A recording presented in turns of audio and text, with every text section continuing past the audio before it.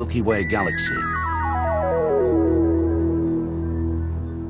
Near us too, the other galaxies of our local group, a couple of million light years away. Plenty of other galaxies in groups and singly crowd the stage. Holmdel saw beyond all these. Beyond even the 1,000 million other galaxies we can dimly detect. Using the Holmdel horn, two radio astronomers, Robert Wilson and Arno Penzias, with a mixture of chance and care, came upon the great discovery. The horn is carefully designed and built to catch microwave signals, that is, radio waves as short as the width of your hand. Okay, I'm ready on this end. Go ahead. Before Penzias and Wilson could begin with their experiments, they had to calibrate the detector. Okay, we stopped 30 degrees. All right, and we are now on the sky.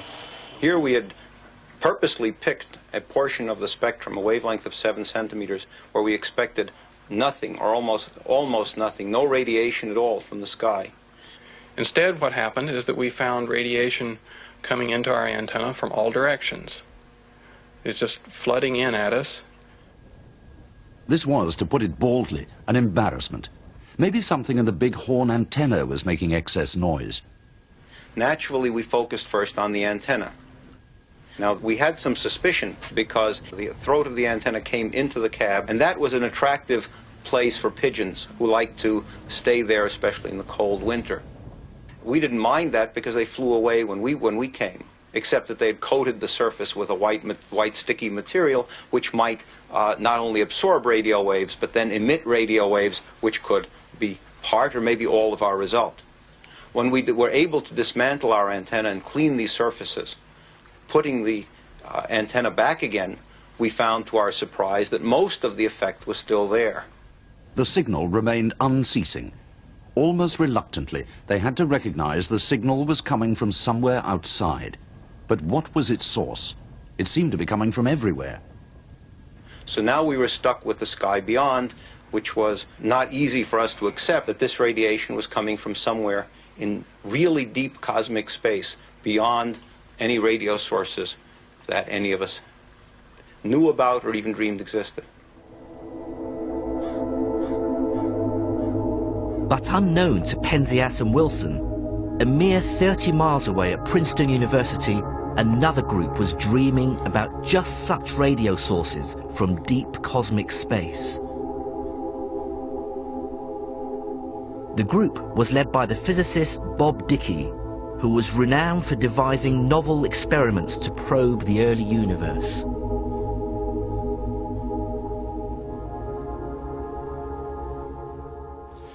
This was all motivated by an old interest I had connected with what were well-established views of the universe at that time, that the universe was an expanding structure, galaxies flying away from each other ever more rapidly the farther away they were. And the implication, of course, of all this is if you simply send time backwards, everything is closer together in the past. So there's an idea of something blowing up or flying apart.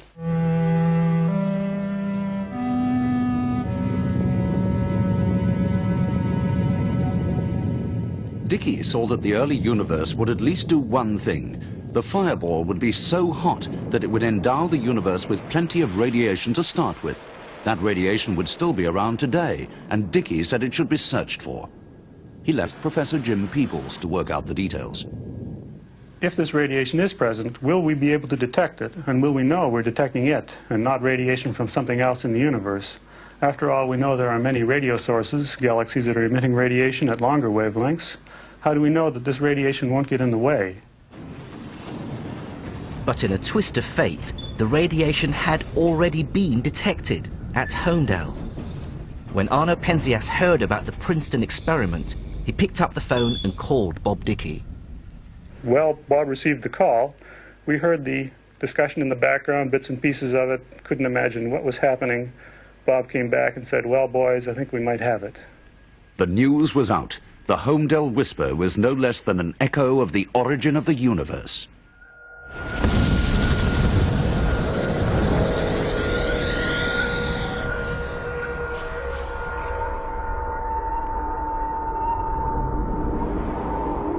The phenomenon was considered such a significant piece of the cosmological jigsaw that its accidental discoverers, Penzias and Wilson, received the Nobel Prize for Physics in 1978. Jim Peebles and Bob Dickey, on the other hand, who had correctly interpreted the Hohndale whisper as the echo of the Big Bang, received absolutely nothing. But it was good news for the Big Bang theory, because the steady state idea could offer no explanation as to where this radiation was coming from. Not that Fred Hoyle and the devotees of the steady state were dissuaded. They set to work questioning whether the radiation really did come from the Big Bang. In the beginning, I thought this was pretty bad for the theory when it was first discovered, but then it's been found that straightforward sources are emitters of high-frequency radio waves and far infrared on an enormous scale. So it's a completely open question today, I believe, as to whether this background really comes from the general universe or whether it comes from sources in the general manner of radio astronomy. And Hoyle was not alone with his dislike for the Big Bang. For myself, I find it hard to accept the Big Bang theory. I would like to reject it. I much prefer Mr. Hoyle's more subtle, steady state. But I have to face the facts as a working physicist. The evidence mounts up, experiment after experiment, at least suggests that the clear predictions of the most naive theory, the Big Bang, are coming true. The steady state gets more complicated, modified, difficult to check. So I think if the next couple of years go as these have gone, we shall, for a generation or two, hold on to the most naive cosmology.